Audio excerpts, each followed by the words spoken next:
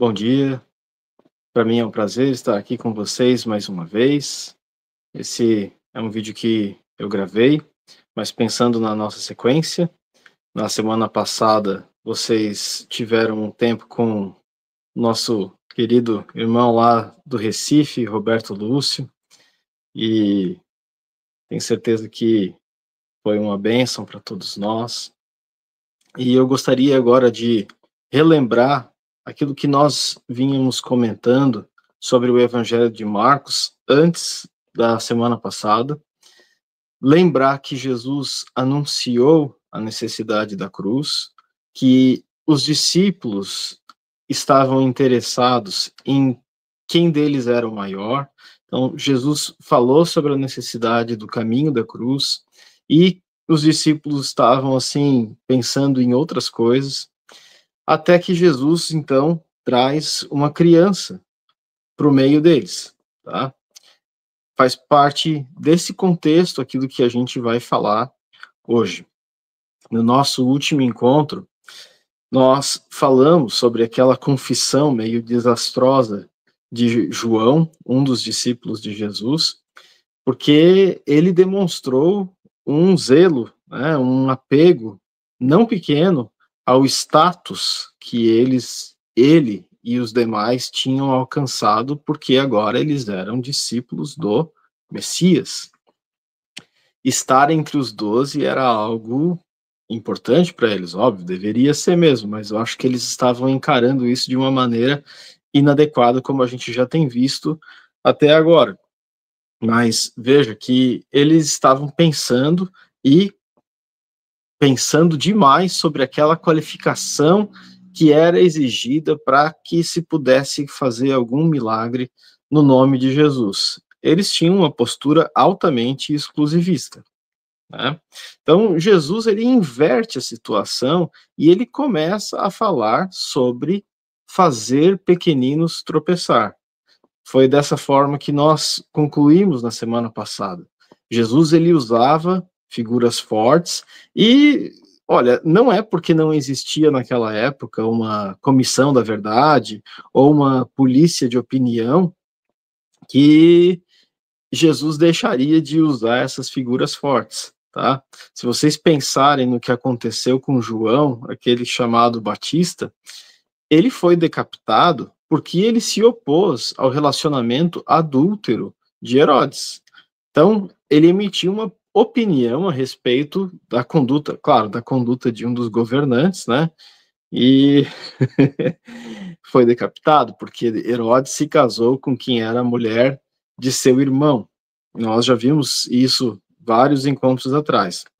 Jesus ele continua nessa parte a usar figuras fortes. E é isso aquilo que a gente vê aqui no nosso primeiro slide. Então, lembrando do nosso contexto, o texto do Evangelho de Marcos diz assim, texto de hoje: E quem fizer tropeçar a um destes pequeninos crentes, melhor lhe fora que se lhe pendurasse ao pescoço uma grande pedra de moinho e fosse lançado no mar.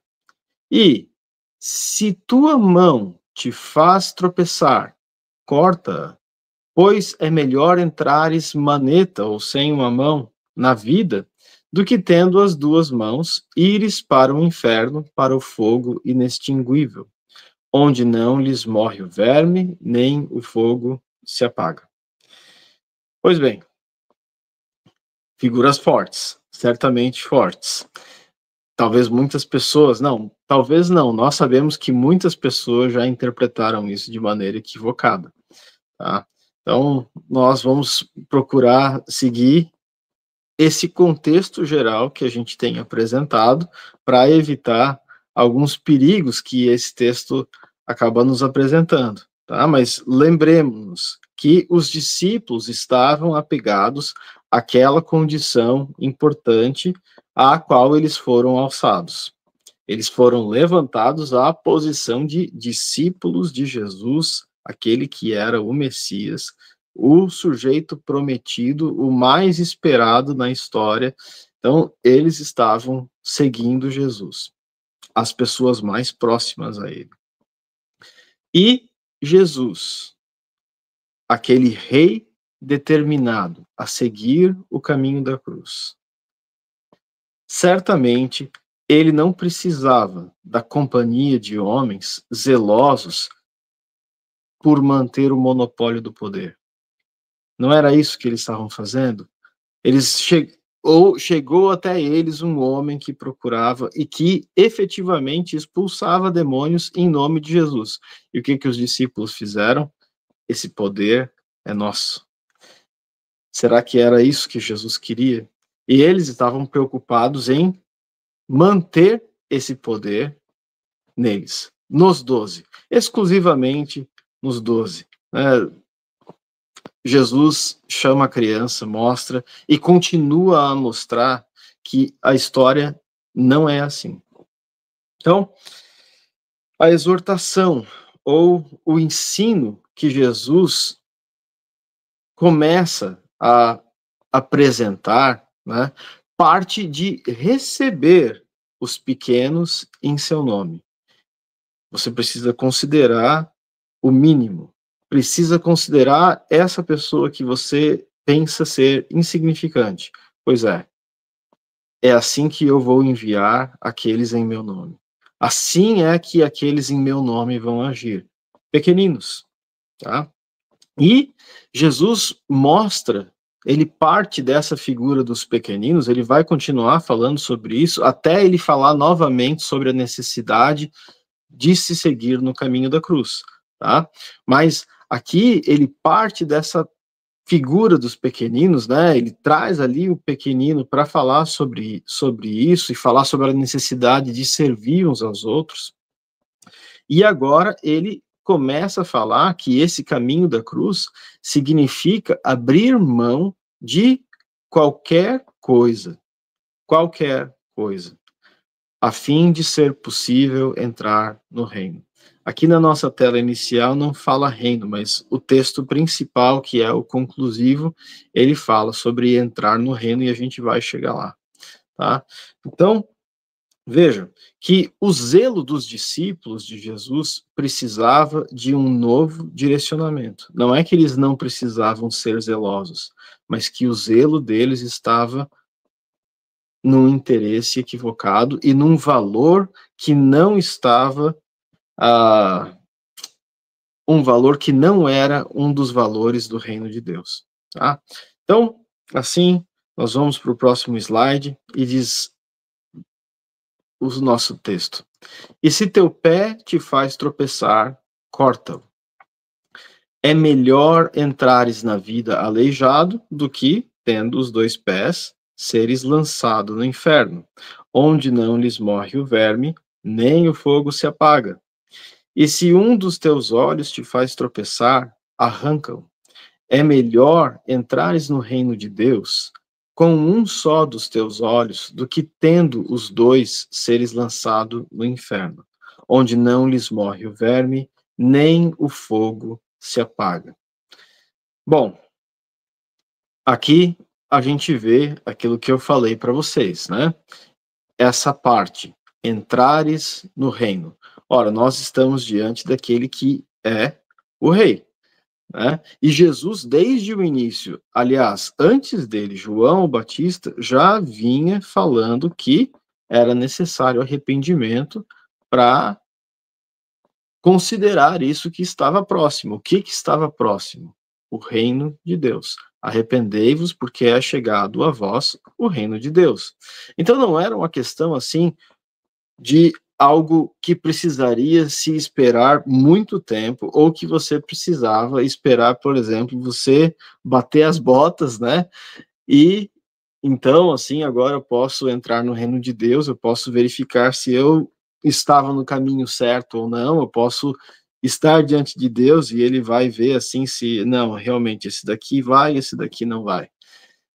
Não é isso, tá? Vamos ver o que está falando aqui nessa parte. Jesus está chamando a atenção para a necessidade de nós não nos apegarmos a pé, mão, olhos. São coisas preciosíssimas. Eu não consigo imaginar o que eu conseguiria fazer ou o que eu não conseguiria fazer se eu não tivesse uma das minhas mãos, ou um dos meus pés, ou se eu não tivesse um dos meus olhos.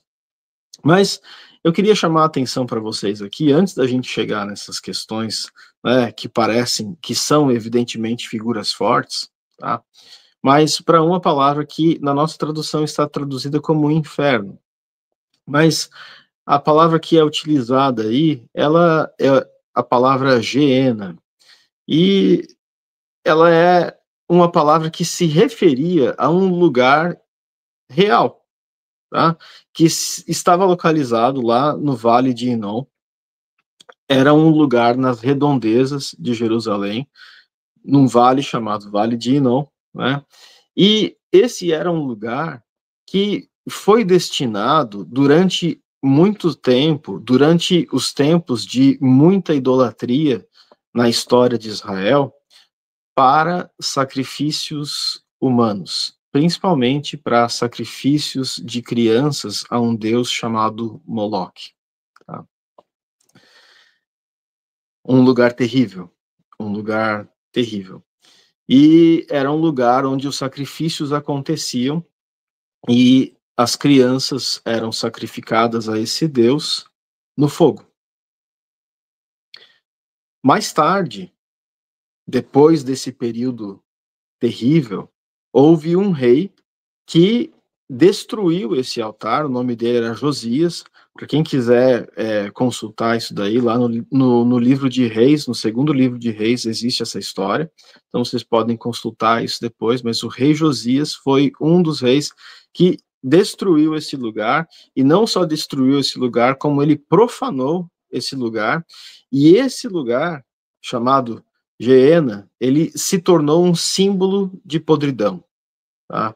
Então, tudo aquilo que não prestava, eles jogavam lá. Então, vocês conseguem imaginar, assim, o estado que esse lugar era, né? Eu não sei quantos de vocês já visitaram um lixão. É uma situação, assim, extremamente desagradável, né? Coisas que, às vezes, a gente olha muito mais, não ao vivo, mas que sabe de imagens e vê aquilo que acontece lá. Mas a gente também precisa saber um pouquinho, porque tanto na lei de parcelamento do solo, quanto na lei de REURB, a gente sabe que áreas degradadas não são passíveis de REURB, a não ser que existam medidas para que aquela situação seja corrigida. E nós sabemos que num lixão, o problema não é só o fedor, né? Existem outros problemas. E aqui a gente vê, por exemplo, onde não lhes morre o verme e nem o fogo se apaga. Essa é a figura de um lixão, né? Quanto mais aquele lixo vai se acumulando, a gente sabe que é necessário que eles criem mecanismos lá para tratamento dos gases que são emitidos daquele lixo, né? E são gases explosivos. Então vocês imaginem a situação que Jesus está trazendo aqui para aquelas pessoas poderem entender qual era o ponto de contato, né? Qual que era o ponto que você precisava estar disposto o que você estava disposto a fazer pensando em entrar no reino de Deus. Porque aqueles discípulos estavam, que eu já falei, eles já estavam se pensando de si mesmos, muito importantes, tá? Então, é dessa forma que Jesus vai falar: olha, se a tua mão te faz tropeçar, então você corta ela fora, porque é melhor você entrar na vida, e é uma vida com Deus, do que você não ter essa vida e ser lançado nesse lugar chamado Geena.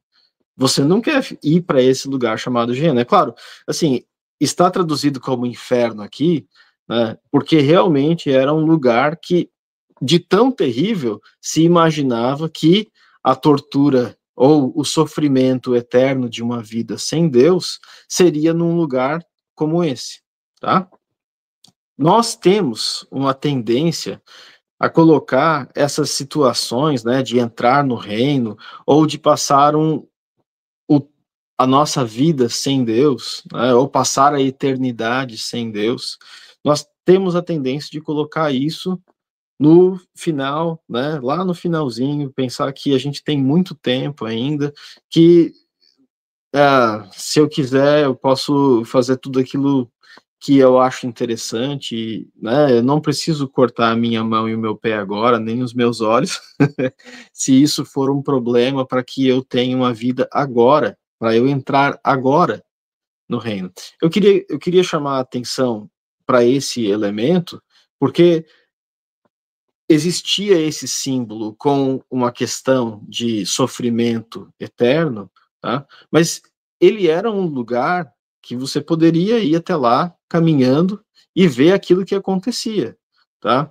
E nós temos visto que o reino dos céus é algo que está próximo. Não é algo que eu preciso esperar eu morrer para aí sim, então eu vou entrar no reino dos céus. E eu já até falei aqui sobre isso. O reino dos céus, ele é uma realidade onde o rei está. E eles estavam ali diante daquele que era o rei.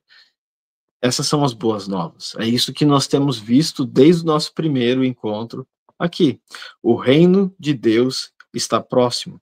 E ele exige uma ação imediata, porque ele está próximo. Não se trata de um reino após a morte, é um reino atual, um reino presente.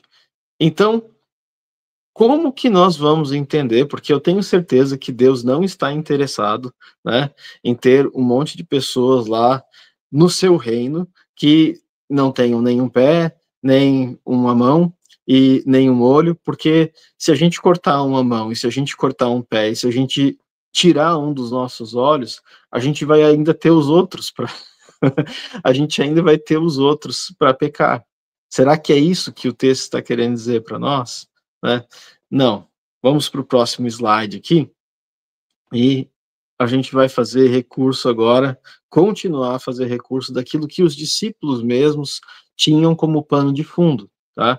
Esse texto fala sobre mãos, fala sobre pés, fala sobre olhos, e fala que eu não devo considerar eles mais importantes do que a vida que eu tenho no reino de Deus, a vida que eu posso ter no reino de Deus. Mas, mais do que isso, a sequência do nosso texto diz assim: porque cada um será salgado com fogo. Bom é o sal, mas se o sal vier a tornar-se insípido, como lhe restaurar o sabor? Tende sal em vós mesmos e paz uns com os outros. E é assim que a gente conclui essa porção do capítulo 9, lá do versículo 42 até o versículo 50. Então, vamos nos lembrar. Essa parte do evangelho começou com Jesus anunciando o caminho da cruz. Nós precisamos, né, manter isso em mente. Por um lado, nada em nós mesmos deve ser considerado tão valioso, tão precioso, que nós preferimos a nós mesmos, né? Ou seja, nós ainda estamos cogitando das coisas dos homens. Nós ainda estamos colocando os interesses humanos ou os nossos próprios interesses antes dos interesses de Deus, antes de cogitar sobre as coisas de Deus. A gente já falou sobre isso também dentro desse mesmo contexto em uma outra ocasião que Jesus falou sobre o caminho da cruz, tá? Então, nada em nós mesmos é tão valioso e tão precioso que nós devemos preferir em vez de entrar no reino de Deus. E mais, o caminho da cruz não é somente um caminho das pedras, a gente já falou sobre isso também, né? Aquele caminho que você pega pensando, né, que vai sofrer, mas que no final você vai receber a recompensa. Porque ele não é o caminho onde o meu valor será testado. Ele não é o caminho onde o meu valor será provado. Porque se fosse assim, depois eu chegaria lá no final, depois de ter sofrido, né, diante de Deus, eu chegaria diante de Deus na posição de credor e diria para ele: olha, foi assim que eu resolvi fazer e agora eu estou aqui porque você é meu devedor e eu mereço entrar aqui nesse lugar chamado Reino de Deus. Nós sabemos que não é assim também. Principalmente se nós olharmos para o que diz lá o livro de Romanos, tá? Mas esse não é o nosso interesse aqui hoje. Vamos continuar a pensar sobre o caminho da cruz. O caminho da cruz é um caminho que exige consagração integral. Quando fala de mão, pé e olhos, existem outros lugares na Bíblia que falam sobre isso também. E aqui, tanto quanto em outros lugares, as mãos, os pés e os olhos são representativos de algo a mais. Se nós formos lá para o livro de Levítico, nós vamos ver que um sacerdote, quando ele era consagrado, separado para oficiar no tabernáculo ou no templo, ele participava de um rito de dedicação, e nesse rito envolvia, né, a sua orelha direita, o seu polegar direito e o seu dedão do pé direito. Né? Aqui a gente não tem aqui a gente fala sobre olhos em vez de orelha, né? Mas nos dois casos, nós temos uma representação de cabeça e membros. Cabeça e membros. Ou seja, é o ser humano por completo, tá? Então, era exigido que o sacerdote fosse consagrado integralmente a Deus se ele fosse oficiar diante de Deus. E ele não tinha outra escolha. Essa era o chamamento dele por ele ser da linhagem de Arão. Então, consagração integral.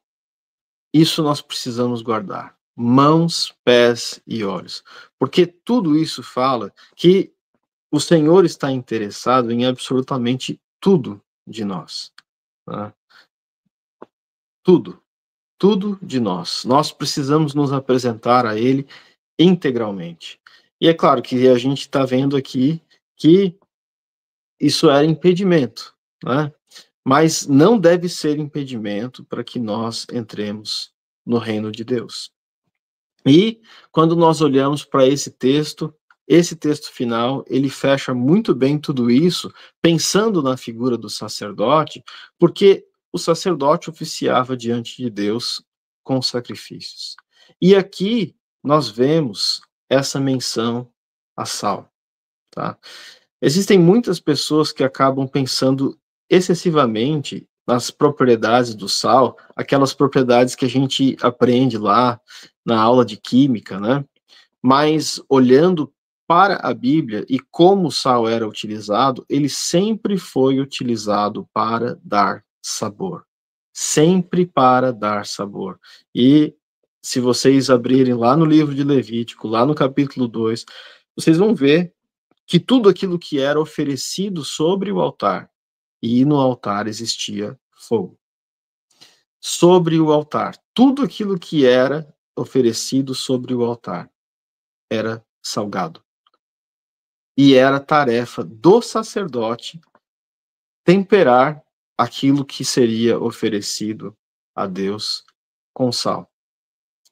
O sal serve para dar sabor. E o contexto é esse que eu já disse para vocês. Era o sacerdote que fazia isso. Um sacerdote integralmente consagrado a Deus. Né? Por mais que ele tivesse só um pontinho da orelha, só o polegar, só o dedão, tudo isso era representativo do ser humano por completo, cabeça e membros. Tá?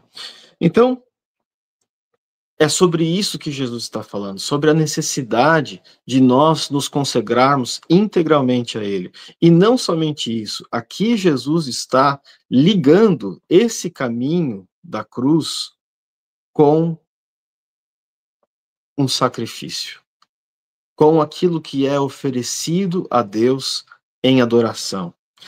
É muito interessante a gente pensar várias das formas, né, de sacrifícios, assim, formas de sacrifício. Existiam alguns alguns ritos disciplinados, isso lá no livro de Levítico, tá? Mas, normalmente, o que acontecia?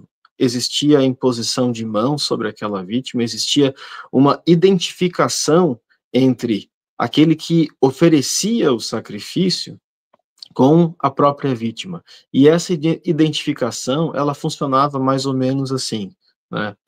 Deus não exige que eu mesmo, né, me jogue sobre o altar, mas ele seleciona um substituto. E esse substituto, a gente falou bastante sobre procuração no encontro passado, né? Sobre agir em nome de Jesus como se eu tivesse uma procuração para agir em nome dele. Tá?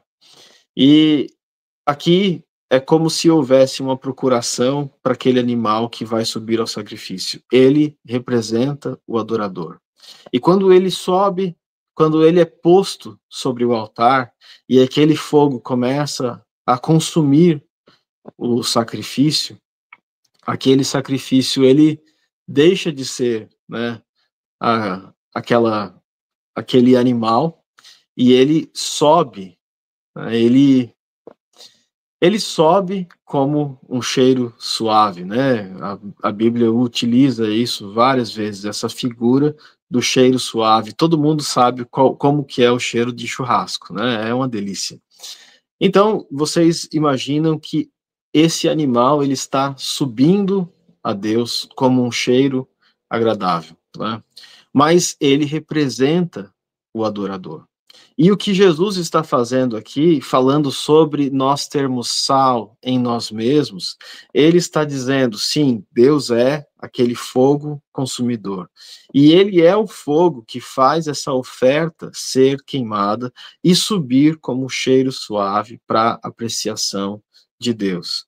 Então, vamos pensar em Jesus primeiro aqui. Ele está dizendo que esse caminho da cruz, para ele, não era simplesmente um caminho de sofrimento, mas era um caminho de adoração e uma adoração que seria altamente apreciada por Deus. Muitas vezes a gente pensa, né, não, Jesus morreu na cruz por causa dos meus pecados, como eu sou importante para Deus, e isso é verdade, tá? Mas a primeira coisa que Jesus tinha em consideração, tomando aquele caminho da cruz, era agradar a Deus, era apresentar-se a si mesmo como um sacrifício, como adoração, como uma oferta perfeita para que ela fosse saboreada, né, para que ela fosse apreciada por Deus. Agradar a Deus era o objetivo essencial do caminho da cruz para Jesus, e ele precisa ser o nosso também. Ele também é o caminho em que cada um de nós é chamado a uma consagração integral a Deus, porque no que nós chamamos de culto com entendimento, como fala lá em Romanos 12, né, a oferta que vai ao altar é o próprio adorador. O caminho da cruz não é só sofrimento e sofrimento por sofrimento ou sofrimento por recompensa. Ele é um caminho de oferta e de adoração a Deus, oferecendo a nós mesmos como adoração. Vamos orar. Pai querido, nós te damos graças, porque o Senhor nos revelou a tua vontade e a tua palavra. E quando olhamos para o caminho da cruz, como ele parece ser difícil e como ele parece estar distante das cogitações dos homens.